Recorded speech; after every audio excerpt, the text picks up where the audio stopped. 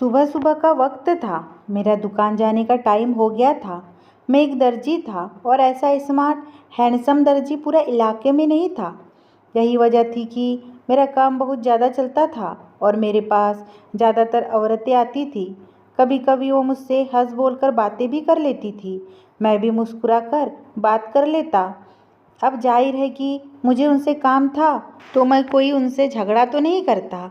ना वो भी काम से आती थी और मुझे भी काम होता था, तो मैं अच्छे से बात कर लिया करता था। पर भी पूरे इलाके में मशहूर था कि मैं बहुत ही ज़्यादा दिल फेंक हूँ, जबकि ऐसी कोई बात नहीं थी। मेरी बीवी थी जो बहुत ज़्यादा खूबसूरत थी। हम दोनों ने मोहब्बत की और शादी की थी। सारे खानदान से लड़ाई झगड़ा मोड़ लिया था और अब हम लोग एक फ्लैट में रहते थे। मेरी बीवी का नाम तनीषा था। जब हम लोग फ्लैट देखने के लिए आए तो बीवी ने कहा कि उससे सबसे ऊपर वाला फ्लैट चाहिए। मेरा कहना था कि इतनी ऊपर हम लोग कैसे चढ़ेंगे, कैसे उतरेंगे, क्योंकि ये कोई इतनी अच्छी बिल्डिंग नहीं थी। यहाँ पर कोई लिफ्ट का सिस्टम भी नहीं था। उसने कहा कि ऊपर वाले फ्लैट में आपको छत भी मिल जाता है और छत के बहुत फ़ायदे होते हैं, इसलिए ऊपर वाला फ्लैट ही चाहिए। वैसे ऊपर वाले फ्लैट की कीमत कम थी क्योंकि वो बहुत ऊंचा था और लोग इतने ऊपर से नीचे आने जाने को बड़ा मुश्किल समझते थे। उसने कहा कि हम दोनों की वर्जिश भी हो जाएंगी। उस छत बहुत ज़्यादा पसंद थी। वह कहती थी कि शाम को इंसान चाय बनाए, छत पर बैठे, आसमान को देखे, परिंदे को देखे तो उसके पूरे दिन की थकान उतर जाती है। मैंने उसकी बात मान ली और हम दोनों ने आखिरी फ्लैट ही ले लिया। लेकिन एक दिन ऐसा हुआ कि वो सीढ़ियों से उतरते हुए गिर गई और उसकी कमर में चोट लग गई। अब डॉक्टर्स का कहना था कि उसकी कमर से लेकर टांगों तक का हिस्सा सून हो गया है और वो अपने पैरों पे चल नहीं सकती थी और ना ही बोल पाती थी, क्योंकि उसे बहुत तेज झटका लगा था। झटके से गिरने की वजह से उसके काफ़ी सारे जिस्मानी पार्ट का फ्रैक्चर हो गया था और इस बात को 1 साल होने वाला था। मैं ही उसके सारे काम करता, उसके लिए खाना बनाता, घर को भी साफ करता, पैसे भी कमाता, उसे बाथरूम वगैरह भी खुद ही लेकर जाया करता था। मुझे मेरे सारे रिश्तेदार बहुत तरस वाली नज़रों से देखते थे और कहते थे कि मैंने पसंद की शादी की, अपनों का दिल दुखाया, इसलिए मुझे सज़ा मिली थी। शादी के 1.5 साल बाद ही मेरी बीवी माजूर हो गई और जब वो सीढ़ियों से गिरी तो वो माँ भी बनने वाली थी। मेरा बच्चा भी इस दुनिया में आने से पहले ही इस दुनिया से चला गया। हमारे लिए ये बहुत बड़ा हादसा था, एक बहुत बड़ा सदमा था। हम लोग बहुत बड़ी मुश्किल में फंस गए थे, लेकिन फिर भी बड़ी खुशी से हमने इस सारे वक्त को गुजारा। और अब इस बात को 1 साल हो गया था। जब एक दिन मैं दुकान पर जाने लगा तो मेरी बीवी के काम ही खत्म नहीं हो रहे थे। मैं उसे एक बार बाथरूम ले गया। उसने कहा कि उसे फिर से जाना है और उसे ठीक से मुंह हाथ धोना है। मैं उसके पास मोबाइल फ़ोन रख कर जाता था कि अगर कोई मसला हो तो वह मुझे फ़ोन कर दे और मैं आ जाऊंगा। दुकान मेरी ज़्यादा दूर नहीं थी। दोपहर का खाना भी मैं उसके पास रख के चला जाता था, उसकी आसानी के लिए, ताकि वो उठकर खा ले, और पानी का इंतज़ाम भी कर जाया करता था। दोपहर में मैं एक चक्कर लगाया करता था और फिर उसके बाद दोबारा दुकान पर चला जाता था और फिर रात को देर से आता था। वो बेचारी इस रूटीन के साथ चल रही थी और उसका मेरे लिए इतना करना ही काफ़ी था। मैं उसे फिर से बाथरूम ले गया। अब उसने मुझे कुछ इशारा किया। मैंने कहा कि अब क्या चाहिए। मैं ज़रा गुस्से से बोला तो वह सहम सी गई। उसके इस इशारे का मतलब था कि वह लिपस्टिक लगाना चाहती थी। उसने ओठों पर लिपस्टिक लगाई। मैंने उसे शीशा दिखाया और वो शीशे में देखते हुए लिपस्टिक लगाने लगी। मैंने उसकी तारीफ़ की और मैंने कहा कि बहुत खूबसूरत हो। और मेरी प्यारी बीवी, उसने कहा कि तभी तो आपकी बीवी को नज़र लग गई है। मैंने कहा कि नहीं, सब कुछ ठीक हो जाएगा। मैं एक मर्द था, मेरी बीवी माजूर थी। मैं घर के काम भी करता था और पैसे भी कमाता था, लेकिन फिर भी ऊपर वाले ने मुझे इतनी हिम्मत दी थी कि मैंने अपनी बीवी को कभी ताना नहीं दिया। इस 1 साल में मैंने उसके साथ कभी लड़ाई झगड़ा नहीं किया। मैं उसका इलाज भी करवा रहा था। मेरी ज़िंदगी में सब कुछ ठीक था और अपनी दुकान पर चला गया। फिर मैंने उस लड़की को देखा जो मेरी दुकान पर आई। मैंने उसे पहले नहीं देखा था, शायद वो इस मोहल्ले में नहीं आई थी। यह लड़की बहुत ही ज़्यादा जवान, खूबसूरत और दुबली पतली सी थी। उसका नाम सोनी था। उसने आते ही कहा कि मेरा नाम सोनी है। तुम्हारा नाम क्या है? मैंने कहा कि मुझे तो सब दर्जी आसिफ कहते हैं। हाँ, मैं तुम्हारे काम के बारे में ही सुन के आई हूँ। सुना है कि तुम बहुत अच्छे कपड़े सिलते हो। मेरे कपड़े सिल दोगे? मैंने कहा क्यों नहीं। उसने कहा कि दरअसल एक शादी है खानदान में और मैं शादियों में 4 घंटे बाद सूट बदलती हूँ। ये मेरी आदत है क्योंकि मैं सबसे अलग लगना चाहती हूँ, इसलिए मुझे कोई 12-13 सूट सिलवाने हैं। 20 दिन के अंदर क्या तुम सिल दोगे? उसने कहा कि क्या तुम इतने सूट आसानी से सिल दोगे? मैंने कहा कि हाँ, लेकिन अर्जेंट काम के पैसे थोड़े ज़्यादा लगेंगे।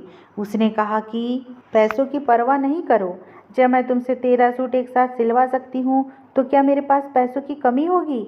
मैं खुश हो गया कि चलो मुझे एक बड़ा काम मिल गया।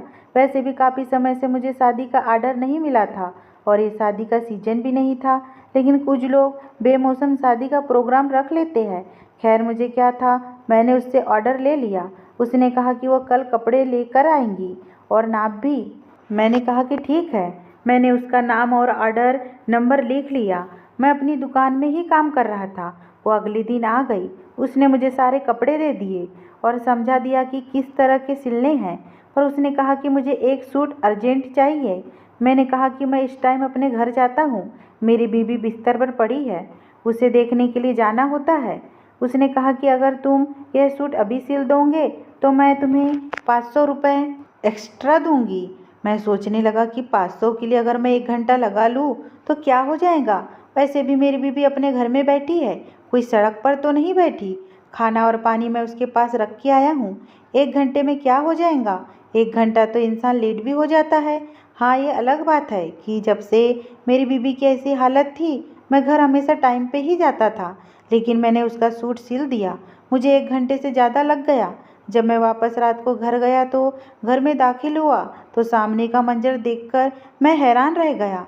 मेरी बीवी ज़मीन पर गिरी हुई थी। पानी का गिलास टूटा हुआ था। शायद वो पानी पीने के लिए उठने की कोशिश कर रही थी, क्योंकि जो पानी मैंने उसके पास रखा था वो कम था। मैंने उसे उठाया, उसका मुंह साफ किया। उसको थोड़ी सी चोट भी लग गई थी। मैंने उसमें पट्टी बांधी। मैंने उसे तरस भरी नज़रों से देखा। मैंने उसके पास फ़ोन तो रखा था, लेकिन फ़ोन की शायद बैटरी ख़त्म हो गई थी, इसलिए वो मुझे फ़ोन भी ना कर पाई। मैंने कहा कि मुझे माफ़ कर दो, मुझे काम था, बहुत ज़रूरी काम था। वो मुझसे पूछने लगी कि क्या काम था, तो मैंने कहा कि दुकान का काम नहीं था, बस मेरे एक रिश्तेदार की मौत हो गई थी। मैंने उसे झूठ बोल दिया। अगर मैं उसे यह कहता कि एक जवान जहान लड़की का सूट सिलने के लिए मैं इतनी देर लगाई और तुम इस चक्कर में नीचे गिर गई और तुम्हारे साथ इतना बुरा हुआ, तो वह ज़रूर गुस्सा करती। बीवी तो बीवी होती है। बिस्तर पर पड़ी थी तो क्या, इसलिए डर गया और मैंने झूठ बोल दिया। उसने भी मुस्कुराकर सर हिला दिया, जिसका मतलब था कि कोई बात नहीं। मैं सोचने लगा कि मुझे इसके साथ ऐसा नहीं करना चाहिए था। मैंने काम तो कर दिया था, पर अभी इस लड़की ने मुझे पैसे नहीं दिए थे। उसने कहा कि सारे पैसे एक साथ ही दूंगी। वो जब भी मेरी दुकान में आती तो मुझे अजीबोगरीब तरह की अदाएं दिखाती, मेरी आंखों में देखती, कभी अपने दुपट्टे से खेलने लगती। दुपट्टा तो उसने बस नाम का ही गले में डाला होता है था, और दुपट्टा भी उसका बहुत ही हल्का सा होता था। सारे मार्केट वाले लोग उसको देखते थे। मेरे सामने भी एक दर्जी बैठता था, जो मेरा दोस्त भी था। उसने कहा कि यह लड़की आजकल तुम्हारी दुकान पे बड़े चक्कर लगा रही है, इससे बच के रहना। मैंने कहा कि हाँ, लगता है इस मोहल्ले में नई आई है। उसने कहा कि हाँ, नई आई है, लेकिन किसी आदमी को बर्बाद करके आई है। मैंने कहा कि क्या मतलब? उसने कहा इस औरत का तलाक हुआ है।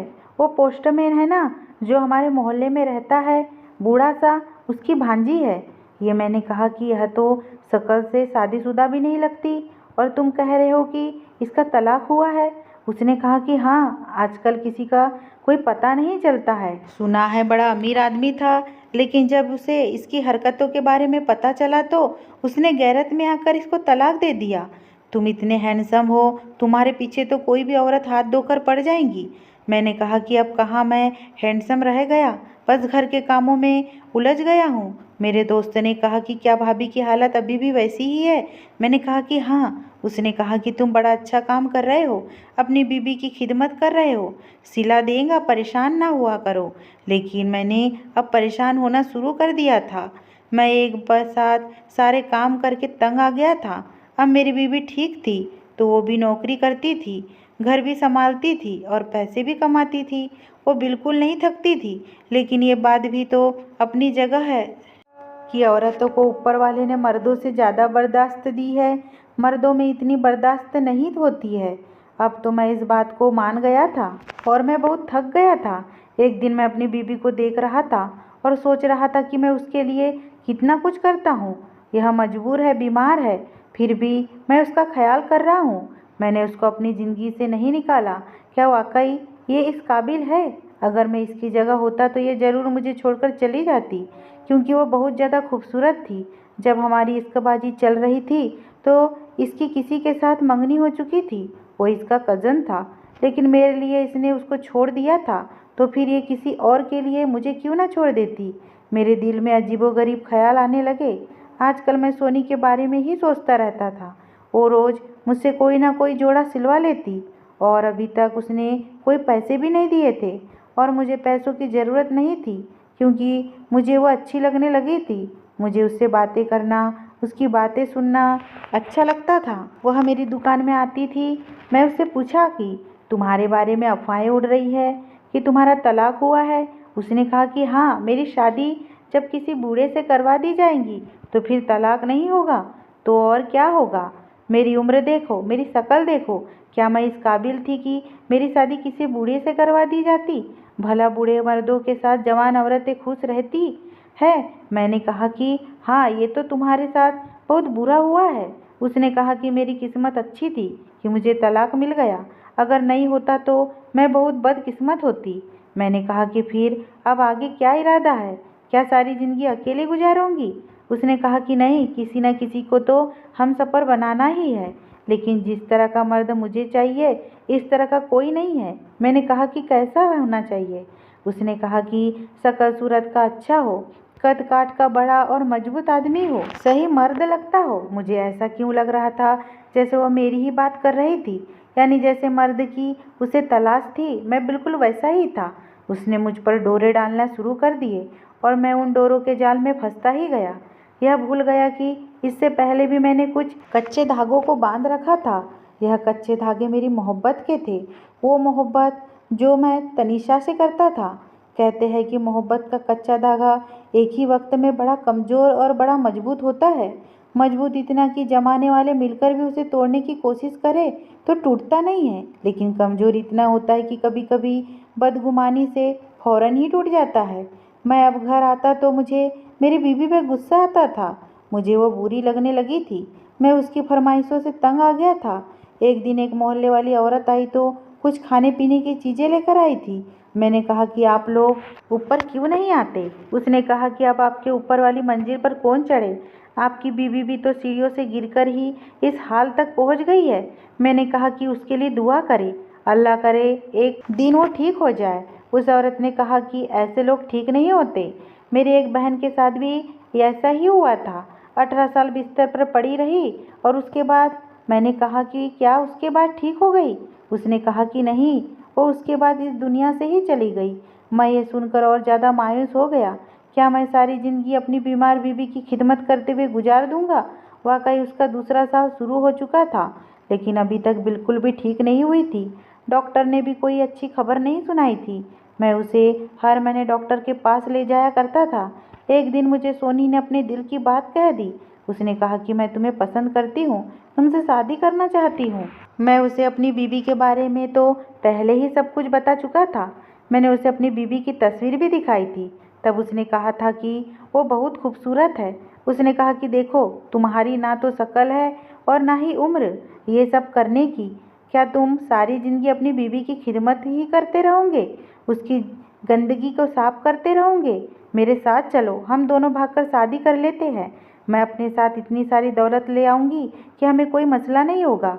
किसी और शहर में जाकर तुम अपनी दुकान बना लेना, मैं घर संभालूंगी, तुम दुकान संभालना।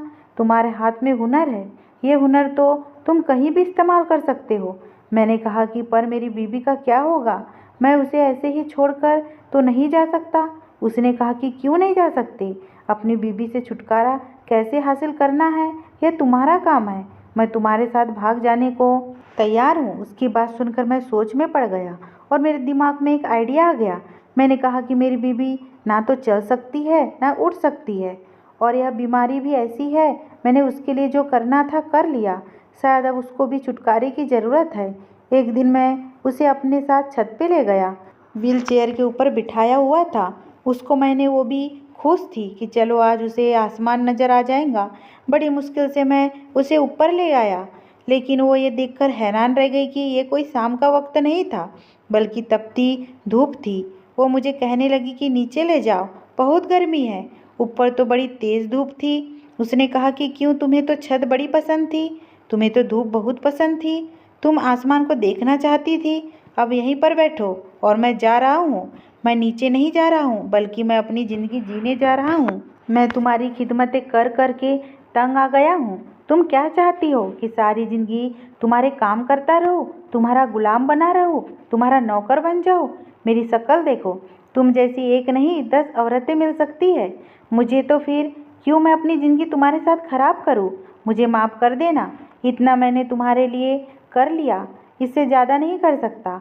अगर तुम अपने पैरों पे खड़ी हो जाती तो शायद हमारी ज़िंदगी में सब कुछ ठीक हो जाता, लेकिन तुम्हारे ठीक होने की कोई उम्मीद नहीं है। मेरी डॉक्टर से बात हुई है, मेरी बीवी परेशान होने लगी। मैंने कहा कि तुम यहीं पे पड़ी रहोगी और 3-4 दिन में तुम्हें ज़िंदगी से निजात मिल जाएगी।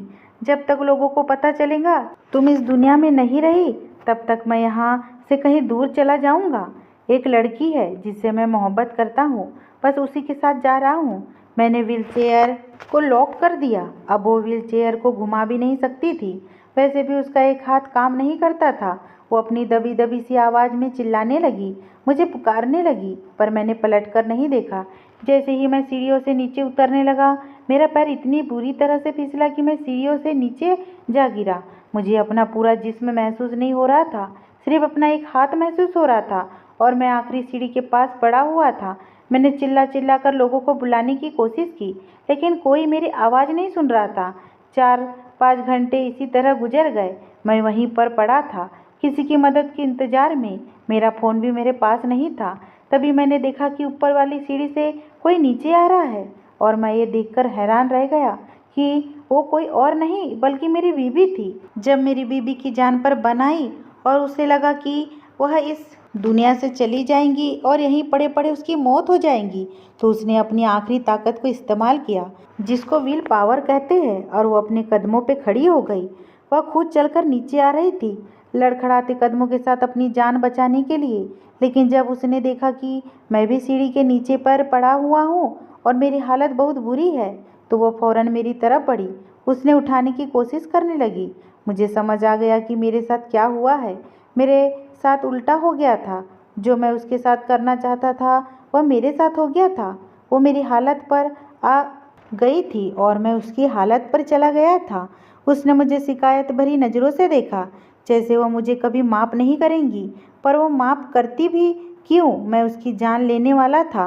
वो वहाँ से चली गई। मैं उसे बुलाता रहा, चिल्लाता रहा, तनीषा मेरी मदद करो, मेरी मदद करो। लेकिन वो वहाँ से ऐसे गई जैसे पलटकर नहीं देखी। और थोड़ी देर के बाद एम्बुलेंस वाले आ गए। शायद तनीषा ने ही उनको फ़ोन किया था। वो मेरी जैसी बेहरम नहीं थी। वो चाहती तो मुझे वहाँ छोड़कर हमेशा के लिए जा सकती थी, लेकिन उसने उन लोगों को बुलाया था। वो लोग मुझे डॉक्टर के पास ले गए। डॉक्टर ने यही कहा कि मेरा आधा जिस्म सून हो गया है और एक हाथ भी, यानी अब ना तो मैं काम कर सकता था और ना ही उठकर चल सकता था। तनीषा ने मेरा ख्याल रखना शुरू कर दिया, जैसे मैं उसका ख्याल रखता था। वो मुझसे कोई बात नहीं करती थी। मैं उससे माफ़ी मांगता रहता, पर वो बोलती नहीं थी, और वो दिन रात मेरा ख्याल करती थी। वो फिर से नौकरी भी करने लगी, और मैं आज भी हैरान हूँ कि कैसे एक ही पल में हम दोनों की ज़िंदगी एक दूसरे के साथ पलट गई। मैंने मोहब्बत करने वाली बीवी को खो दिया, और वो एक अच्छी इंसान थी जिसने अभी भी मुझे मेरे हाल पर नहीं छोड़ा। मैं बस दिन रात उससे माफ़ी ही मांग सकता हूँ, लेकिन शायद वो मुझे कभी माफ़ नहीं करेंगी। मैंने उसके साथ सिर्फ बेवफाई नहीं की थी, मैं तो उसकी जान लेना चाहता था।